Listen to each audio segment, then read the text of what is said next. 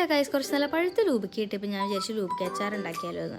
പല സ്ഥലങ്ങളിൽ ഇതിന് ലവലോലിക്ക എന്നൊക്കെ പറയാറുണ്ട്. ഇവിടെ ലൂബിക്ക എന്ന് തന്നെയാണ് കേട്ടോ പറയുന്നത്. അപ്പോൾ അതിന് തന്നെ നമ്മൾ ലൂബിക്ക കഴുകി വൃത്തിയാക്കി അരിഞ്ഞ് ഉപ്പ് തിരുമ്മി വെച്ചു. അതിനുശേഷം നമ്മുടെ പാൻ ചൂടാക്കി വെളിച്ചെണ്ണ ഒഴിച്ച് കടുക് പൊട്ടിച്ച് അതിലേക്ക് നല്ല നീളത്തിൽ അരിഞ്ഞു വെച്ച പച്ചമുളക്, വെളുത്തുള്ളി, ഇഞ്ചി, വേപ്പില ഇതെല്ലാം ചേർത്ത് നന്നായിട്ട് വഴറ്റിയെടുത്തു കേട്ടോ. പിന്നെ നമ്മൾ അതിലേക്ക് മുളക് പൊടിയും മഞ്ഞൾപ്പൊടിയും ചേർത്ത് കൊടുത്തു. മുളക് പൊടി ഞാൻ കാശ്മീരി ചില്ലി പൗഡറും കൂടി എടുത്തിട്ടുണ്ട്. അതിലേക്ക് നമ്മൾ പിന്നെ ഉലുവാപ്പൊടിയും കായംപൊടിയും ചേർത്ത് നന്നായിട്ട് ഒരു പച്ചമണം മാറുന്ന വരെ നന്നായിട്ട് വഴറ്റിയെടുക്കാം.